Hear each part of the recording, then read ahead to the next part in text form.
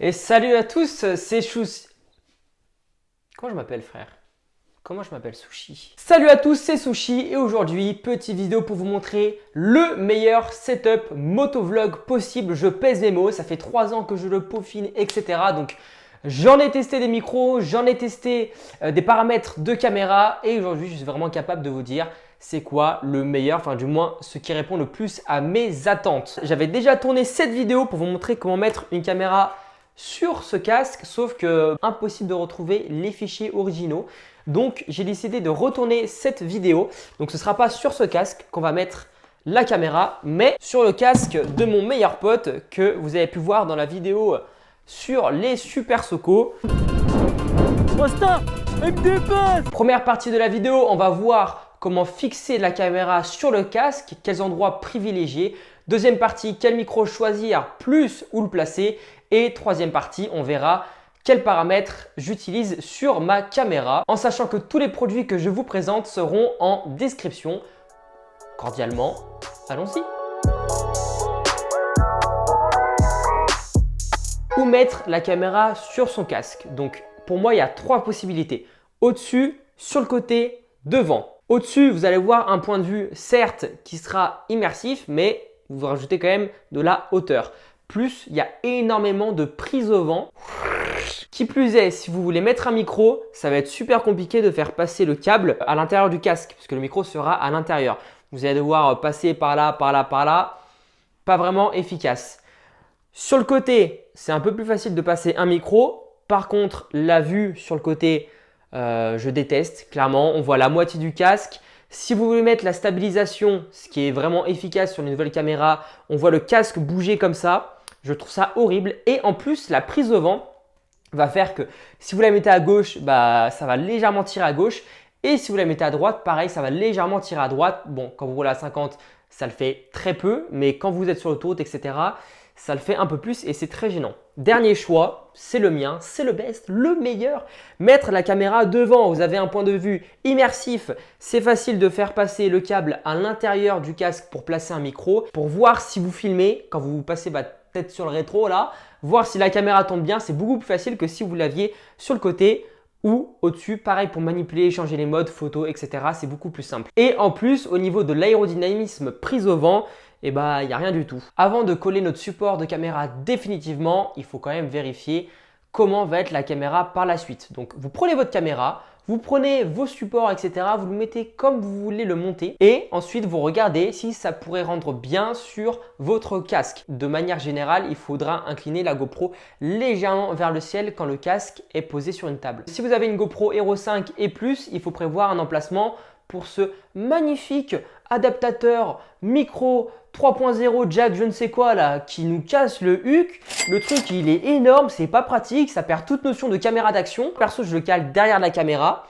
ce qui fait que le support de micro est super bien calé, il bouge pas et reste toujours bien branché. Une fois qu'on a écouté les conseils de Papa Sushi, on va pouvoir placer sa caméra sur son casque, la fixer correctement. Il ne faut pas que ça tombe. Soit vous avez de la chance et les patchs fournis avec votre caméra d'action vont pouvoir venir se coller directement sur le casque. Soit vous avez un casque comme mon AGV qui a un bout extrêmement pointu et c'est impossible. La solution, ce sont ces petites merveilles. Alors j'ai utilisé les deux. Maintenant, ça fait 4 mois que j'ai fixé ma GoPro avec celui-ci sur mon AGV, le Pista GP RR. Et lui, j'ai fait tous mes autres casques avant. Concrètement, c'est de la pâte à fixe qui va venir durcir. Donc, on l'applique, on attend 24 heures, ça bouge pas. Franchement, c'est nickel. Comment placer cette pâte à fixe magique sur votre casque? Première étape, vous prenez votre support de caméra d'action, vous enlevez la petite colle 3M qu'il y a derrière. Vous venez poncer en fait pour enlever tout résidu de colle et ensuite vous venez bien nettoyer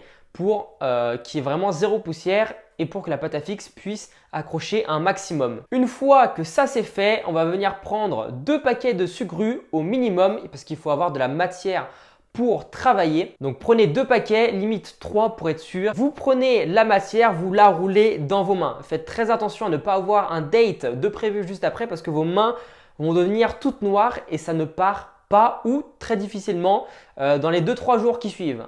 Donc prévoyez le coup les gars ou les filles, c'est très important. Une fois que la matière est très malléable, vous avez fait une belle boule avec, Vous venez l'appliquer sur votre support et l'étaler uniformément. On vient venir placer le support sur notre casque et venir mettre une pression pour écraser la pâte. Ça va sortir de partout, c'est tout à fait normal. Mais comme ça, au moins la pâte fait bien corps avec le casque et avec votre support de caméra. Et vous maximisez ainsi vos chances que ça ne se décolle pas.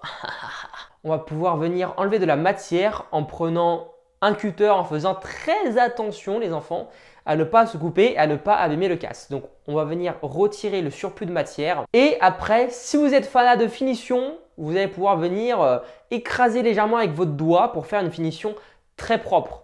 C'est pas vraiment obligé, mais voilà, si vous voulez avoir quelque chose de propre, je vous le conseille. On laisse le casque reposer tranquillement, on touche à rien et on attend 24 heures minimum que ça sèche et que ça prenne bien. Pourquoi placer un micro dans votre casque? Le son de la caméra, c'est très bien. Quand vous êtes à plus de 20, 30, clairement, oubliez, c'est inexistant, c'est du vent. Placer un micro dans son casque, c'est bien. Placer un micro de qualité, tant qu'à faire, c'est encore mieux. Sur Amazon, il y en a plein, des micro-cravates, etc. Comme celui-ci, par exemple, ça, c'est un micro de chez Rode. C'est un très bon micro pour faire ce que je fais. Il n'est pas cher, je crois, 50 €. Dans un casque, oubliez. Oubliez, c'est claqué au sol. Par exemple, désolé Scrat, mais tu le sais que le son dans tes vidéos, c'est de la merde. Je m'attendais pas du tout à ça. Enfin, on m'a dit que ça arrachait. Le son, c'est tellement important. Exemple maintenant, on garde le même son avec une qualité d'image totalement claquée au sol.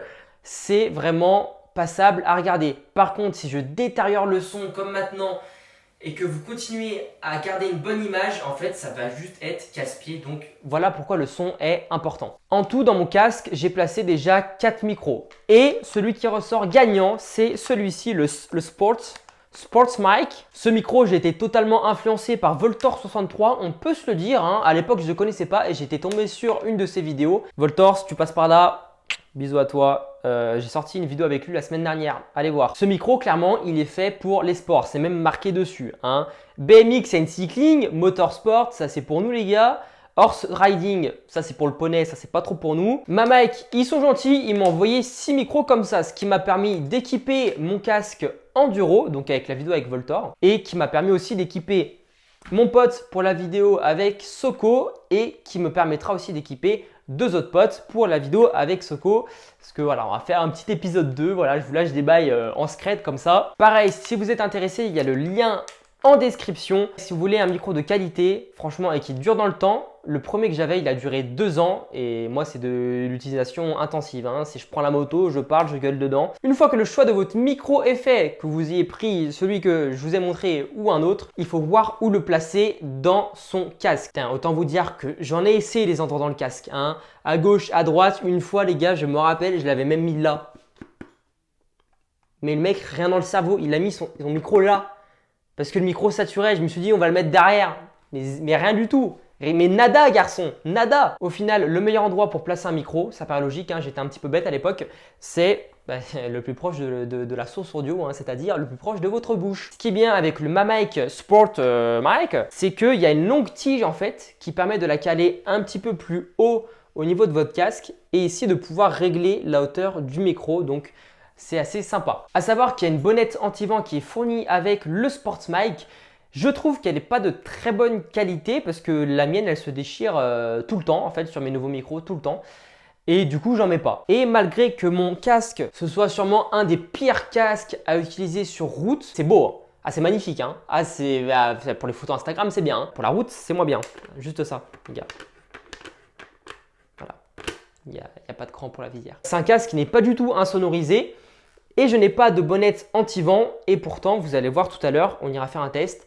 Le son est vraiment de qualité. Une fois que votre micro est placé, je vous conseille de faire le tour avec le câble parce qu'il y a vraiment une bonne longueur de câble et ensuite d'enrouler autour de votre support de caméra. Vous le pluguez sur votre caméra et en route, à vous le son de qualité dans votre casque quand vous roulez. En parlant de rouler, je pense qu'on va aller faire un petit tour les gars avec la Street Triple RS pour vous montrer les capacités de ce micro. Enfin, concrètement, on va juste parler. On enfile le nouveau blouson que Triumph m'a envoyé. En plus, avec le temps qui arrive, il fait plaisir. C'est un petit textile de la famille. Et on se retrouve sur la moto. Ma foi les amis, on se retrouve à bord de ma moto, la Street Triple RS.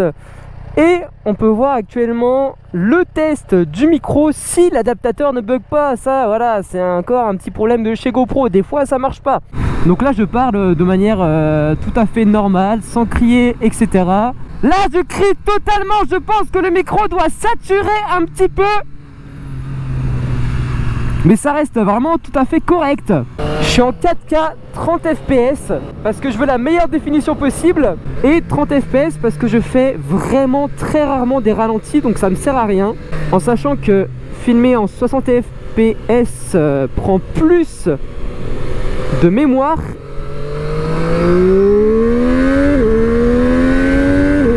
Oh là là. Et plus de batterie. Tout comme filmer en 4K en fait, mais du coup je filme en moins d'images par seconde, donc ça compense un peu. Putain la vache, elle rigole bien quand même hein.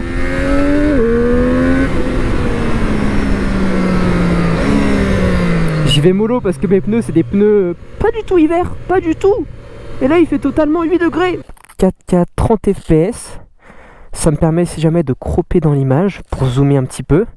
Et puis tu as quand même une meilleure définition sur ta caméra, donc c'est plus agréable. Maintenant je sais que sur mes GoPro Hero 8 tu as une option en fait où tu peux mettre un débit plus élevé. Vous allez filmer moins longtemps, mais vous allez avoir une image qui sera beaucoup plus nette avec un piqué beaucoup plus élevé. Ah, je parle comme si j'étais un vendeur à la Fnac, frérot, c'est horrible. Ah, elle est belle, quelle beauté. Oh là là, la beauté, on va se mettre en 180 direct, 188. Peut-être enlever ça, ça peut servir. Oh là, putain, le bokeh à 180, il est incroyable, la compression de l'image. Ensuite, au niveau du champ de vision, privilégiez les gars le Super View chez GoPro, ce qui équivaut en fait à un grand angle, mais vraiment super large, qui va vous permettre de voir un maximum de décors. Ça c'est très important parce que si comme maintenant je vous réduis le champ de vision, en fait vous allez être un petit peu frustré de ne pas voir ce qui se passe. Alors que au contraire, si voilà le champ de vision est super grand, vous allez pouvoir voir du compteur, du ciel, de la route, et vous faire une idée de ce qui se passe dans la vidéo, et ce sera beaucoup plus agréable. Ça c'est pour les paramètres de base que j'utilise sur mes GoPro. Maintenant si on veut aller un petit peu plus loin, déjà on va aller plus loin en débrayant pour les petits poneys, parce que voilà, on est gentil, on est un gentil motard. Si vous voulez aller plus loin, il y a un mode qui s'appelle ProTune chez GoPro. ProTune, à quoi ça correspond? Ça correspond... Oh la vache, c'était n'aime pas Gusta. T'es sexy. Ça correspond à un mode sur lequel vous allez pouvoir effectuer plus de réglages. Comme souvent avec GoPro, j'ai rencontré un problème d'enregistrement, donc la fin se passera ici et non pas sur la moto. Donc on a vu 4K 30 fps, Super View, stabilisation activée, c'est vraiment super efficace. Et ensuite on passe au mode ProTune. Donc pour le débit, je suis en élevé. L'obturateur, on le laisse en automatique. La balance des blancs, pareil, ça on va pas y toucher parce que c'est un petit peu compliqué. Au niveau des ISO, ça correspond à la sensibilité de votre capteur à la lumière. Donc le minimum, on y met à 100. Moi, le maximum, j'ai mis à 800 parce qu'en fait, je conduis souvent de nuit. Mais si vous conduisez en plein jour, vous le mettez à 400, ce sera largement suffisant.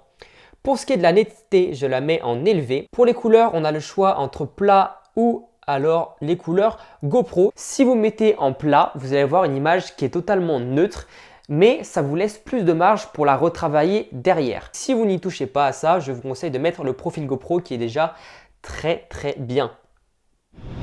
Je vous remercie tous d'avoir suivi ce tutoriel en espérant que ça vous ait aidé. Rendez-vous la semaine prochaine pour une nouvelle vidéo. Des bisous!